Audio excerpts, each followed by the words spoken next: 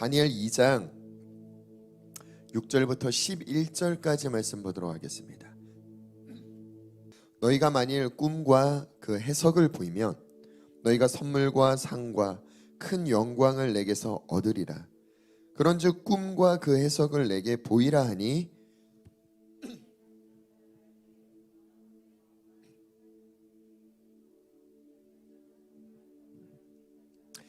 왕이 대답하여 이르되 내가 분명히 아노라. 너희가 나의 명령이 내렸음을 보았으므로 시간을 지연하려 함이로다.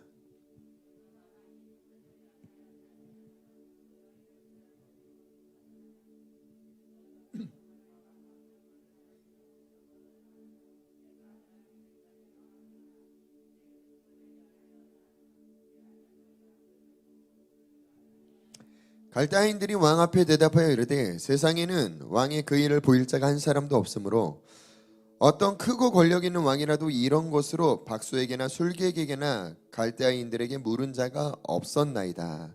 우리 11절 다 같이 합독하겠습니다. 시작. 왕께서 물으신 것은 어려운 일이라 육체와 함께 살지 아니하는 신들 외에는 왕 앞에 그것을 보일 자가 없나이다 한지라. 아멘. 이 시즌 때에 분명히 이 다니엘서에서도 중요하게 다루고 있는 어떤 주제의 말씀들이 시간에 대한 영역, 또한 하나님의 때와 계절이 있다라는 거, 그리고 그 안에 하나님의 마음들이 담겨져 있는 것들을 다니엘에게 하나님이 계시하여 보여주시고 다니엘은 그걸 바로 아는 지혜와 계시가 주어진 자더라고요. 비록 그는 1차 포로로 바벨론에 끌려갔을 때 그 당시 학자들이 추론하는 나이는 15살이라고 표현하더라고요. 그 어린 나이에 끌려갔음에도 불구하고 그는 마음을 지키고 뜻을 정해서 하나님의 뜻 가운데 있기로 결정했더라고요.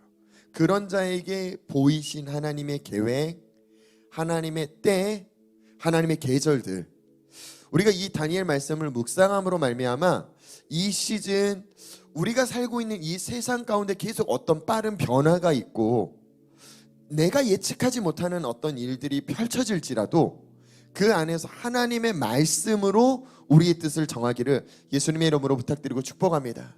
그리고 하나님의 눈으로 하나님의 때, 하나님의 계절을 보는 여러분들 되기를 예수님의 이름으로 축복합니다. 우리 금요일날 나눴던 말씀 다니엘 1장 3절 4절 다시 한번 찾아보겠습니다. 금요일 나눴던 말씀들을 잠깐 요약해서 먼저 말씀드리고 오늘 본문 말씀을 들어가는 시간 가질게요. 다니엘 1장 3절 4절을 보면요, 왕이 환관장 아스부나스에게 말하여 이스라엘 자손 중에서 왕족과 귀족 몇 사람 곧 흠이 없고 용모가 아름다우며 모든 지혜를 통찰하며 지식에 통달하며 학문에 익숙하여 왕궁에 설만한 소년을 데려오게 하였고, 여기 잘 들여다보셨으면 좋겠어요. 문헌에는요 이 당시에 1차 포로로 끌려온 소년들은 부모와 같이 왔다라고 기록되어 있지 않고 소년들만 포로로 끌려갔다라고 기록되어 있더라고요. 무슨 뜻이겠습니까? 이미 15살, 지금으로 따지면 중학교 1학년, 2학년 나이인데 부모와 떨어져서 내 나라도 아니고 내 고향, 내 어떤 익숙한 지역도 아닌 타국으로 끌려갔어요. 어떤 신분으로요? 노예로요. 상상할 수 없는 생각의 마음의 충격들이 그 아이들에게 있었을 거예요. 근데 이 아이들을 뽑는 기준이 어떤 기준입니까? 용모가 아름다운. 인물이 부족했으면 여기서도 탈락됐네요. 또 모든 지혜를 통찰하고 지식에 통달해야 된대요. 학문에 익숙해야 된대요. 1등만 기억하는 안 좋은 세상 이때부터 있었던 것 같아요. 어쨌든 그런 친구를 어디에 세우기를 원해서 지금 뽑아가고 있어요? 왕궁에, 왕 앞에 세우기 위해서 그들을 캐스팅하고 있다라는 거예요. 오늘날 굉장히 많은 이제 유명한 가수를 만드는 기획사들은 어떻게 캐스팅하느냐? 고등학교도 잘 캐스팅하지 않아요. 무조건 초등학교, 중학교, 그때부터 그들을 발굴해서 교육시키고 자라게 해야 돼요. 어떻게 해요? 자기 회사, 자기 스타일에 맞는 가수를 만들어내더라고요. 그래서 대형 기획사들은 그 회사마다 특징들이 그 가수들의 앨범과 가수들의 활동 가운데 그대로 드러나요. 동일합니다. 이 당시에도 소년들을 데려가서 왜 무엇을 교육시키길 원했을까요? 그들의 사고, 마음, 모든 것들을 바벨론화 시켜버린 거예요. 왕이 원하는 입맛에 맞는 화 시켜서 왕의 종으로서 이 나라를 섬기는 사람으로 만들어 가려고 그들을 착출했다라는 거예요. 절대로 유대 땅을 아니면 자기 고향을 위해서 자기가 원하는 삶을 위해서가 아니라 철저하게 왕이 계획한, 왕이 원하는 이 나라를 위해 헌신할 사람들로 만들기 위해 소년부터 그들을 교육시켰어요. 무엇을요? 문화를 교육시키고 언어를 교육시키고 그들에게 종교를 교육시켰어요. 잘 보세요. 종교를 교육시켰다라는 건요, 교육을 받고 있는 이 다니엘 입장에서는 뭘 지금 요구하는 거냐? 우상 숭배를 요구하는 거예요. 이방신을 섬기는 걸 교육하고 있는 거예요. 지금 우리 여기 다 모여 있는데 하나님에 대한 얘기가 아니라 부처님은 하면서 공자는 하면서 계속 예수 그리스도와 상관없는 다른 이들을 계속 가르쳐주고 있어요. 그걸 얼마 동안 교육시키래요? 3년이나요. 3주도 아니고 3달도 아니고 3년이라는 시간을 이들에게 언어도 가르치고 문화도 가르치고 종교까지 가르친다면 대부분의 하나님의 말씀으로 그 뜻을 정하지 않은 사람들은 어떻게 될까요? 변해요. 교회 안에서 자란 친구들도요, 대학생이 되는 순간, 세상을 맛보는 순간, 내가 생각하지 못했던 어떤 영역들을 경험하는 순간 어떻게 됩니까? 믿음이 한순간 파괴되는 것들을 너무 많이 보게 되는 것 같아요. 3년 굉장히 긴 시간이에요. 남자들이 군대 2년, 지금은 더 짧아졌죠. 우리 교회에서 군대 간 친구가 있는데 좀 있으면 제대해서 온다고 하더라고요. 그래갖고 저희 부모님이 저한테 그 얘기를 하는데, 벌써요? 제 입장에선 벌써인데 그들은 어땠겠어요? 요즘엔 굉장히 시간이 짧아지긴 했지만 그래도 이 군대라는 시간이 한 1년 반 되나요? 그 정도는 굉장히 길게 느껴진다면 3년은 그 2배예요. 그 2배의 시간 동안 철저하게 바벨론의 문화와 언어와 종교, 또 뭘 가르쳤냐면요, 점치는 걸 가르쳤어요. 왜 점치는 걸 가르치느냐? 왕도 마찬가지고 그 당시에 정말 많은 사람들의 주변에 자기가 궁금하고 자기가 어려운 것들을 상담하기 위해 누굴 찾아갔느냐? 무당이요, 점치는 사람이요, 술객이요, 박수요. 굉장히 재미있는 건 그 당시에 점치는 방법 중에 하나가요, 살아있는 동물의 배를 갈라요.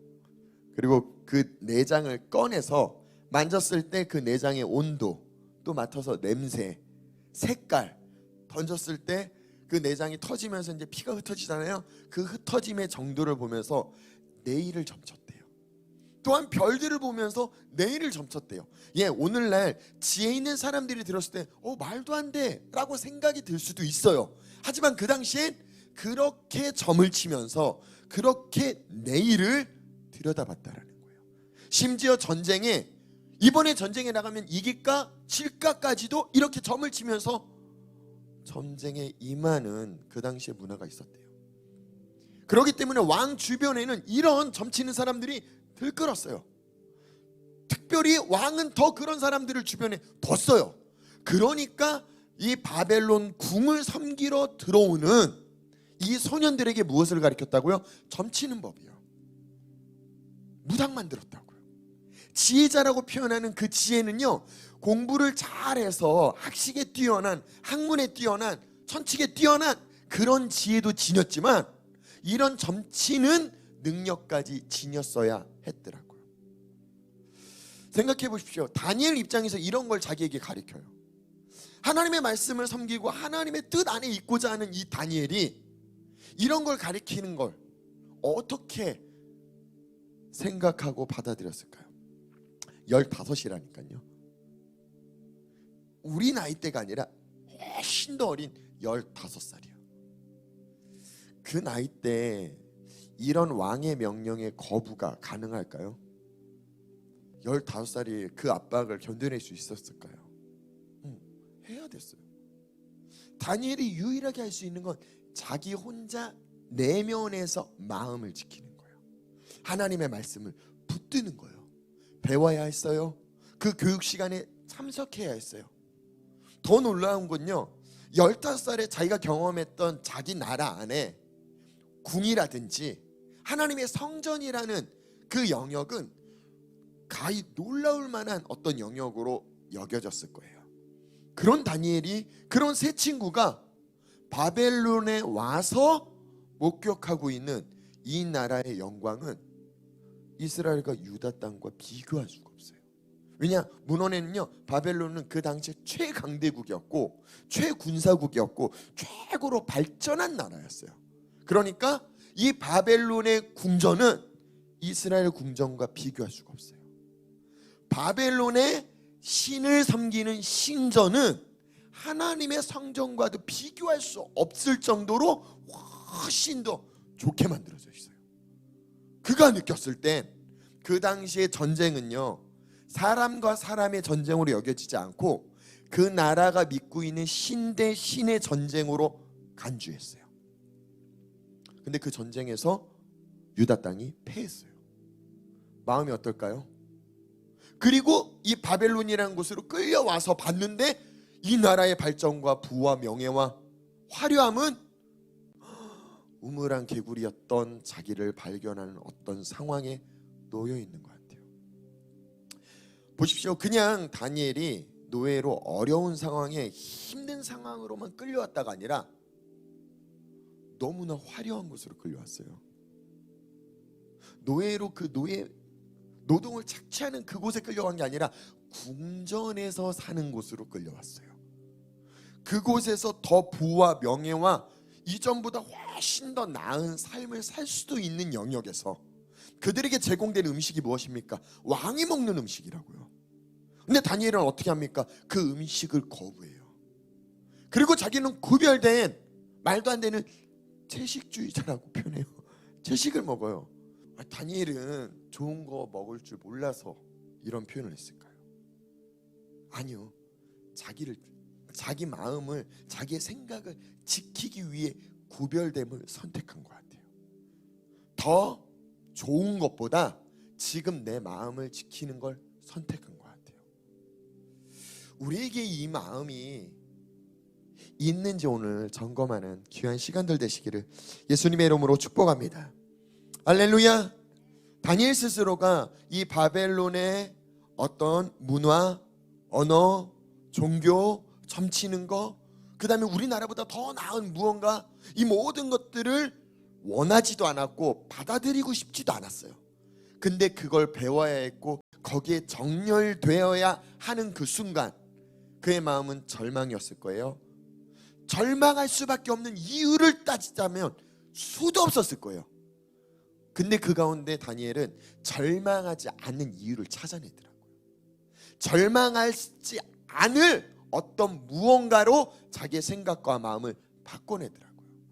금요일도 말씀드렸을 거예요. 다니엘 1장은요, 하나님이 정한 시간표가 먼저 존재한다고요. 그게 무엇입니까? 바벨론에게 끌려가는 순간부터 하나님은 70년이라는 시간을 계획하셨어요. 이 70년이라는 시간 안에 느부갓네살 왕은 3년이라는 시간을 정해서 유대 땅에서 끌려온 이 소년들에게 바벨론화 시켜버리는, 생각과 마음을 바꿔버리는, 완전히 바벨론 사람을 만드는 그 시간을 만들었어요. 그 시간 안에 있는 다니엘과 세 친구들은 그 안에서도 하나님의 시간으로 바꿔내더라고요. 세상 왕이 우리에게 주는 시간을 그대로 거기에 정렬되는 게 아니라 그 안에 속해져 있는 것 같지만 그 안에서 하나님의 시간을 발견하려고 몸부림치더라고요. 우리에게도 이 몸부림침이 있기를 예수님의 이름으로 부탁드리고 축복합니다. 다니엘 1장 12절 보니까요, 다니엘은 열흘이라는 시간을 시험해보세요 라고 표현하더라고요. 자기가 제안하는 거예요. 3년 동안 훈련받아야 되는데 거기서 왕의 음식을 먹어야 되고 왕의 포도주를 마셔야 되고 내가 생각한 나의 정결, 나의 거룩을 잃어버릴 수밖에 없는 상황에 내가 타협하고 싶지 않기 때문에 나를 지키기 위해서 그 환관장에게 제안하는 거예요. 열흘만 테스트해 봐주세요. 그리고 15절 보니까요, 그 열흘이 지났어요. 마음을 뜻을 정하고 그 열흘이란 시간을 살아내면서 어떤 결과가 나타납니까? 그들의 얼굴이 더욱 아름다웠대요. 살이 더욱 윤택했대요. 왕의 음식을 먹는 다른 소년들보다 훨씬 더 뭐예요? 좋아 보였대요. 기억하십시오. 여기서 우린 찾아내셔야 돼요.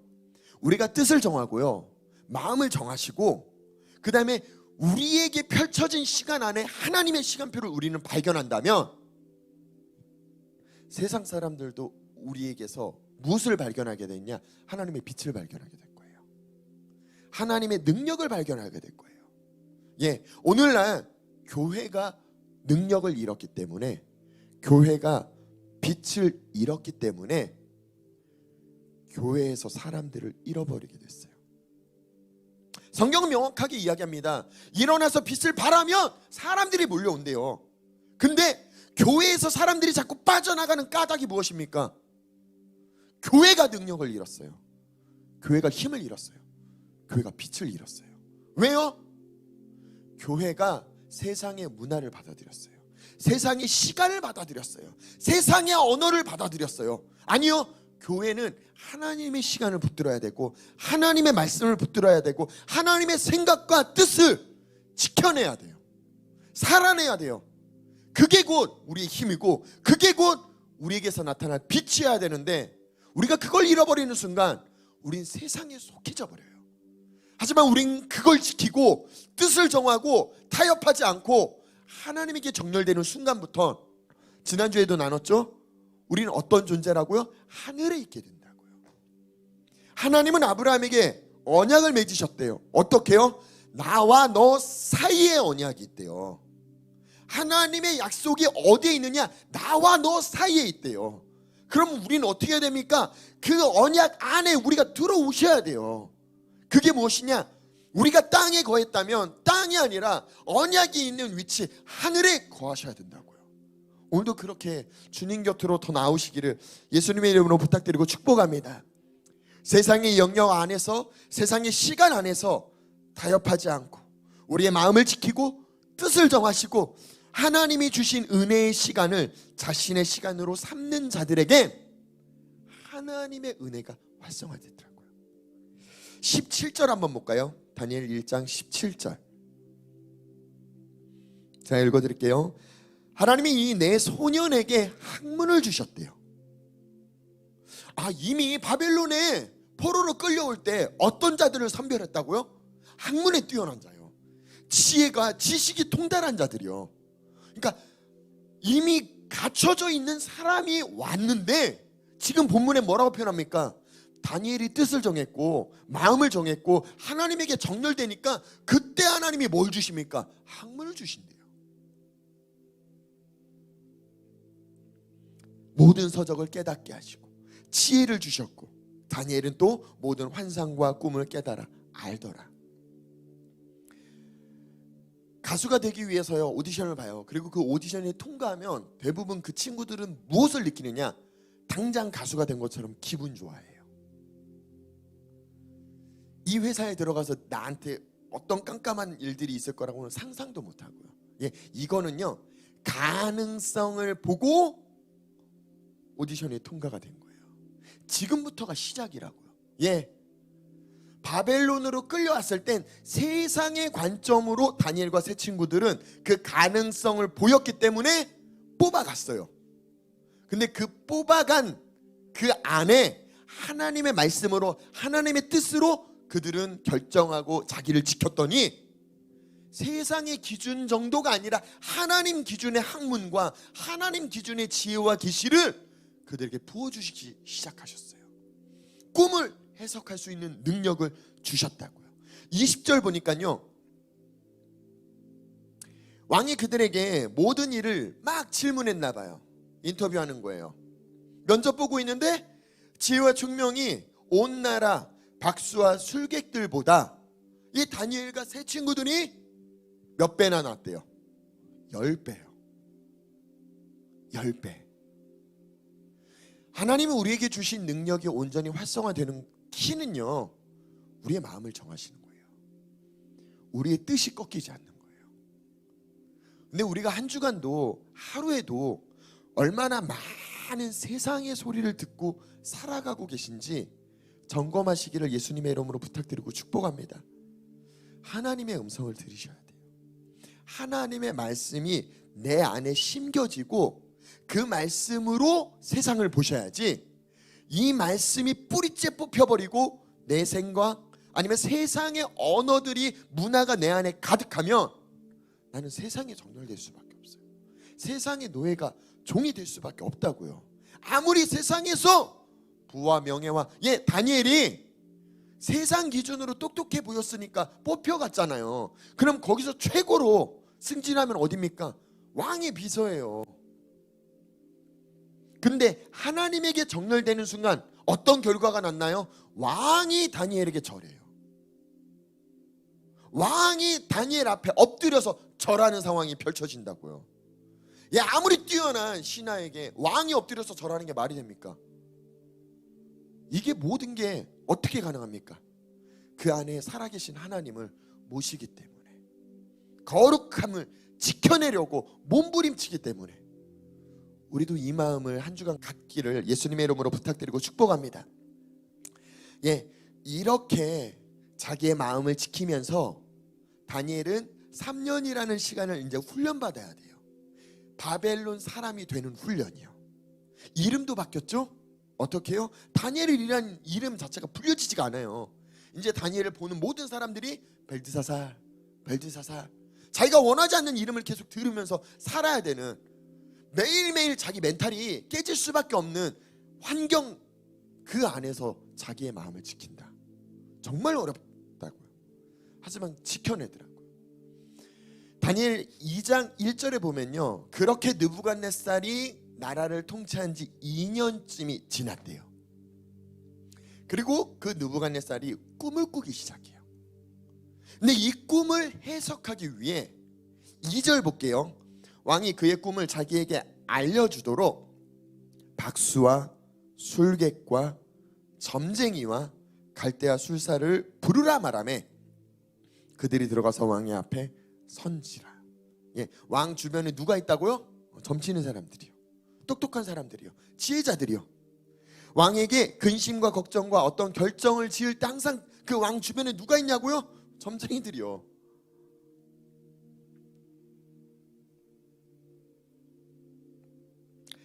오늘날 수많은 사람들이 선지자를 오해하는 까닭은요,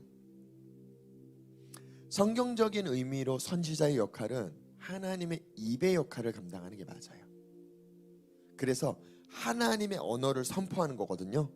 근데 거기까지 생각하시면 문제가 많이 벌어져요. 무슨 얘기냐면, 영적으로 어떤 것들이 활성화돼서 열리기 시작하신 분들이 보는 대로 들리는 대로 막 분별 없이 이야기하는 경우가 있어요. 그걸로 인해 많은 사람들을 실족하게 하는 경우가 있어요. 왜요? 하나님이 보여주시고 말씀해 주시는 까닭은요, 더 정확하게 이 본 거 들은 것들을 나누는 사람은 제일 중요한 게 본 거 들은 걸 얘기하는 게 아니에요. 보여주신 거, 말씀해 주신 하나님의 의도, 마음을 이해하는 게 더 중요해요. 로봇가 아니잖아요. 하나님이 말씀하시되 당신은 땅을 팔래요, 이거 아니잖아요. 하나님이 말하는 마음의 취지, 까닭을 그대로 그 마음을 느끼고 상대방에게 하나님과 같은 마음으로 전달하는 사람이 구약 성경에, 신약 성경에 표현하는 선지자라고요. 그런 자에게 우리가 나아갈 때 우리가 지녀야 되는 마음은 어떤 마음이라고요? 하나님을 더 알고 싶은 마음이어야 돼요. 내 문제를 해결하기 위해서 묻는 것이 아니라 하나님을 더 알기 위해서, 하나님을 더 보기 위해서 그들과 가까이 하는 거예요. 자, 느부갓네살 주변에는 이렇게 점치는 사람들이 가까이 있대요. 오늘 본문 6절을 볼게요. 느부갓네살 왕이 이렇게 표현해요. 너희가 만일 꿈과 그 해석을 보이면 너희가 선물과 상자 큰 영광을 내게서 얻을 거야. 그런즉 꿈과 그 해석을 내게 보여줘. 근데 그들이 다시 대답하여 이르되 원하건대 왕은 꿈을 뭐라고 표현해요? 종들에게 말해달래요. 이게 어떤 상황이냐면요, 내가 꿈을 꿨는데 꿈에 대한 해석 좀 해줘.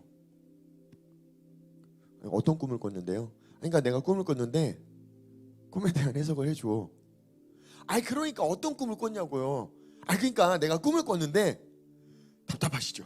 계속 이렇게 얘기를 하면. 이 점치는 사람들도 왕의 얘기를 듣고서 얼마나 답답한지 지금 느부갓네살은 왜 이런 얘기를 하고 있을까요? 왜요? 차라리 꿈을 얘기해 주면 되는데. 성경에 보면 꿈을 해석하는 사람들 중에 특별하게 두드러지는 두 인물이 있죠. 하나는 요셉, 하나는 누굽니까? 오늘 본문의 주인공인 다니엘이요. 요셉은 바로 왕의 꿈을 어떻게 얘기합니까? 자기가 어떤 꿈을 꿨는지 정확하게 다 얘기를 하잖아요. 그리고 그 꿈에 대해서 듣고 하나님의 감동에 의해서 얘기를 해주잖아요. 요셉은. 다니엘은요, 뭔 꿈인지 얘기를 안 해줘요. 이게 20개도 아니고. 그러니까 그 당시에 바벨론에 있는 수많은 점치는 사람들이 해석을 해줄 수가 없는 거예요. 그냥 꿈을 얘기해줘요. 그랬더니 왕이 9절에 이렇게 표현해요. 너희가 만일 이 꿈을 내게 알게 하지 아니하면, 그러니까 억지를 펴요.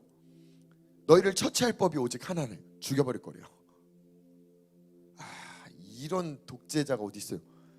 이는 너희가 거짓말과 망령된 말을 내 앞에서 꾸며 말하여, 가능하시다면 여기다 밑줄 그어주시면 좋을 것 같아요. 때가 변하기를 기다린다. 느부갓네살 왕은요, 어떤 생각을 지녔냐면, 지금 자기 측근의 주변에 있는 이 점쟁이들, 점치는 사람들, 지혜자들, 이들은 당연히 이 정도는 알아내야지, 이 정도 레벨은 돼야지, 우리나라의 왕 옆에 있는 사람들이라면 그 정도는 돼야지 라고 이야기를 했는데, 그들이 가짜인 걸 깨달은 것 같아요. 얘기를 해도 이들이 내 꿈을 해석하지 못할 걸. 그러니까 니네가 자꾸 핑계대고 시간을 끌고 어떤 상징적인 어떤 의미, 뭔가를 발견했을 때 그걸 해석해 줄 수 있는, 그건 다른 사람도 다 하는 거잖아. 그러니까 니네만의 특별함이 있어야 되잖아. 그걸 요구하고 있더라고요. 그거에 답하지 못하니까 이들을 싹 다 죽여버리겠다라고 지금 표현하고 있어요. 이 억지에 점쟁이들이 뭐라고 표현하느냐, 10절 볼게요. 갈대아인들이 왕 앞에 대답하여 이르되, 여기도 밑줄 그어주세요. 세상에는 왕의 그 일을 보일 자가 한 사람도 없대요. 그러니까 점치는 사람들도 스스로 아는 거예요. 꿈의 시작점이, 그 시작점을 아는, 주관하는 자를 아는 자가 아무도 없다라는 거예요. 바벨론의 신을 섬기는 최고의 점쟁이들도요, 모른대요. 세상엔 없어요 라고 왕에게 얘기하는 거예요. 어떤 크고 권력 있는 왕도 지금 느부갓네살 왕처럼 이런 요구를 한 적이 없어요. 거기에 답해줄 사람도 없고, 유일하게 어떤 사람만 답을 할 수 있느냐, 이들이 똑똑하긴 똑똑한 것 같아요. 뭐라고 표현했냐, 11절 한번 읽어봅시다. 11절 시작.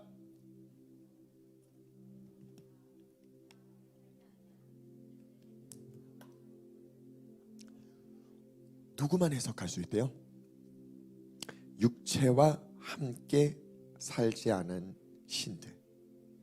다시 표현하면 신이 육신을 입은 사람만 가능하대요. 우리가 계속 지금 어떤 말씀을 나누고 있어요? 우리의 정체성이요. 우리가 어디에 속해져야 되는지, 우리가 어떤 존재인지를 계속 깨달아 아셔야 된다고. 예수 그리스도는요, 이미 이 땅에 오심으로 말미암아 아버지가 어떤 분인지를 나타내 보이셨대요. 동시에 그 뒤에 이제 발견되어져야 할 우리들의 샘플이 되어주셨어요. 맏아들이 되어주셨다고요. 그래서 예수 그리스도가 말씀이 육신을 입고 이 땅에 오신 상태가 우리가 계속 성화되어야 할 상태의 모습을 보이신 거라고요.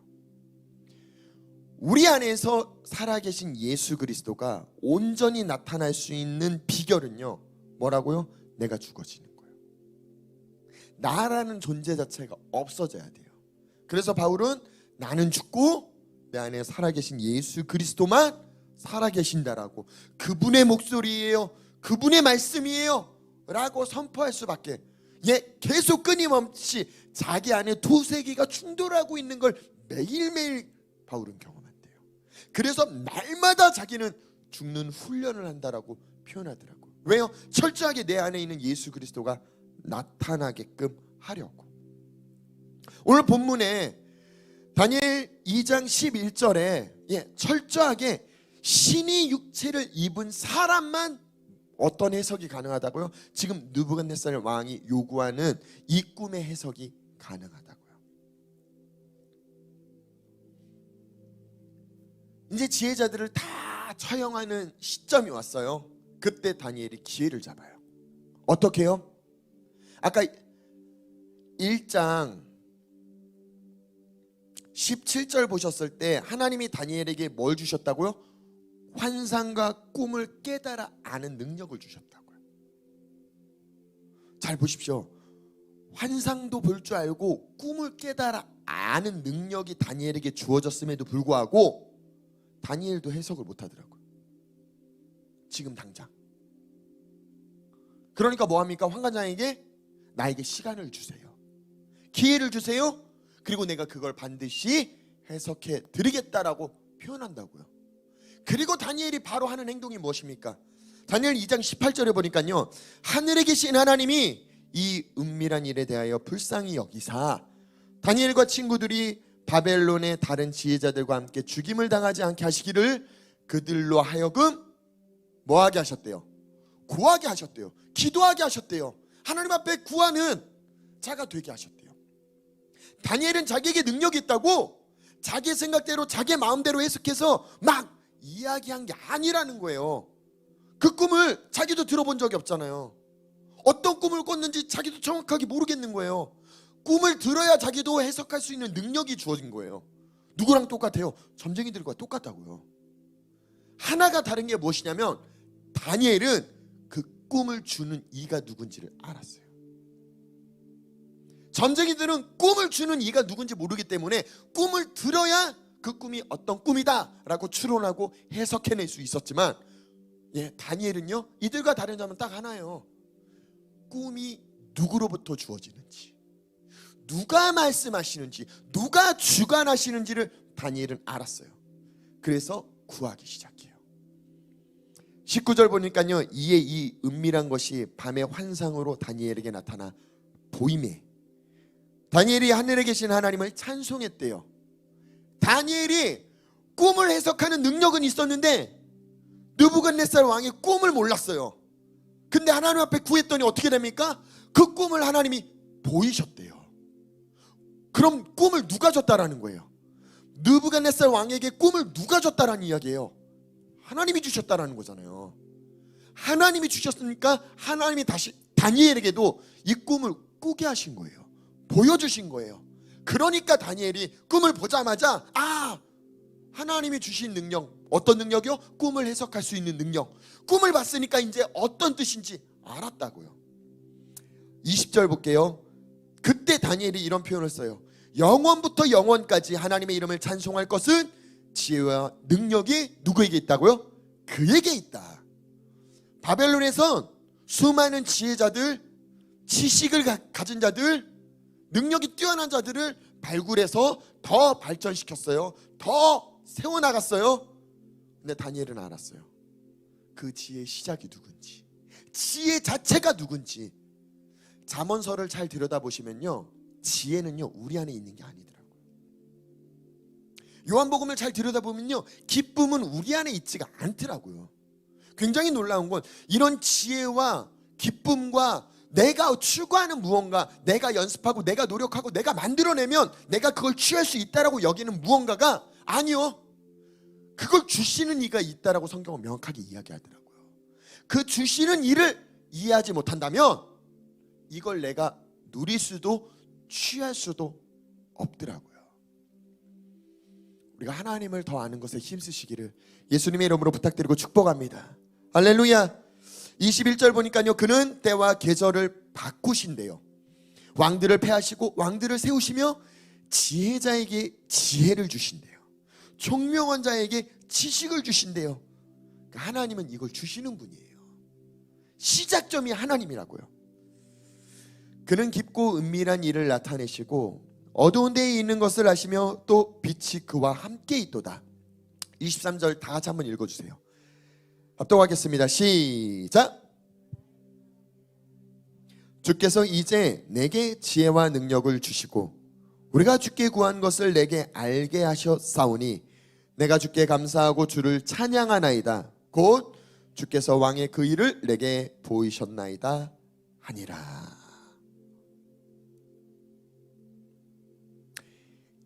이미 다니엘은 하나님으로부터 지혜도 지식도 꿈을 해석할 수 있는 능력도 받았어요. 그죠? 근데 이미 받았던 다니엘이 하나님 앞에 다시 구하고 나오더라고요. 다시 하나님과 관계를 갖기 시작하더라고요. 그때 다니엘이 어떤 고백을 합니까? 이제래요. 이미 줬는데 이제 내게 지혜와 능력을 주시고 라고 표현하더라고요. 기억하시면 좋을 것 같아요. 하나님이 우리에게 어떤 은사와 능력을 주셨어요. 주신 것으로 끝이 아니에요. 주셨다면 우린 매 순간 그 능력, 지혜, 지식을 활성화시킬 때마다 우린 누구랑 연결되어 있어야 되느냐?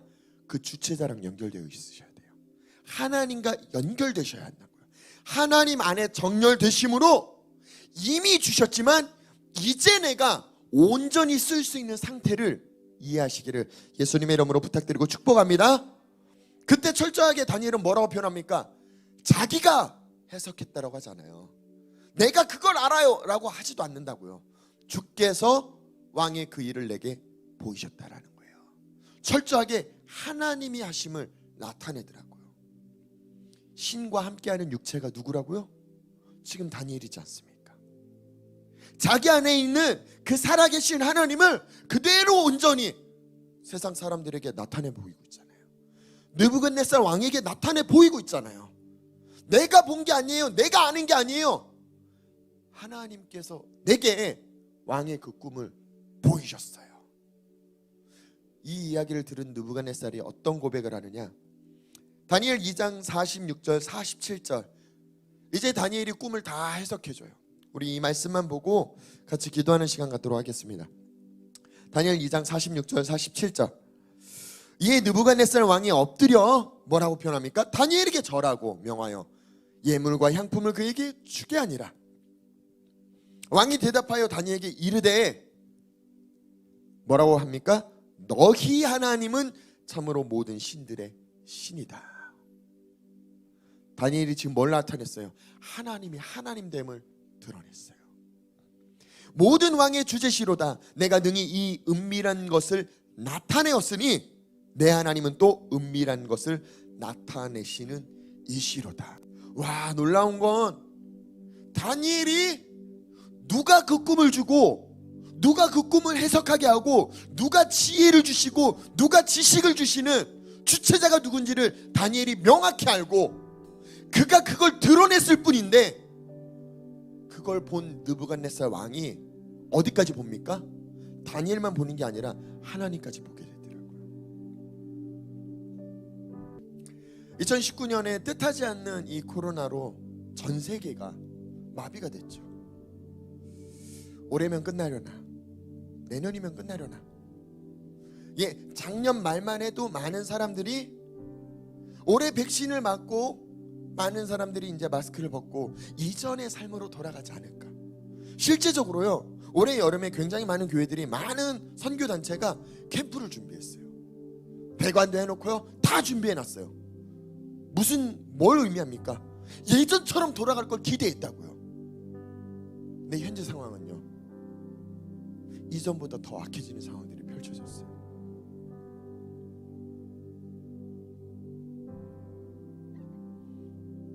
어떤 걸 보시겠습니까? 어떤 생각을 선택하시겠습니까? 계속 우리 눈앞에는 새로운 일들이 펼쳐지고 있어요. 내가 살아온 경험으로 해석해낼 수 없는 새로운 일들이요. 기억하십시오. 때와 계절을 주관하시는 분은 하나님이래요. 우리가 하나님에게 정렬되고 하나님에게 구할 때 하나님이 우리에게 보이시겠대요. 이 시즌은 하나님이 하나님의 사람들을 세우는 시간인 줄 믿으시기를 예수님의 이름으로 부탁드리고 축복합니다. 그 어떤 시간보다도 우리가 더 하나님을 바라보시기를 예수님의 이름으로 부탁드리고 축복합니다. 더 구하고 기도하는 시간 되시기를 예수님의 이름으로 부탁드리고 축복합니다. 예, 사건, 환경, 상황, 수많은 세상의 목소리, 세상의 시간, 우리는 그 안에 살고 있는 게 맞아요. 하지만 다니엘처럼 우리도 뜻을 정하지 않겠습니까?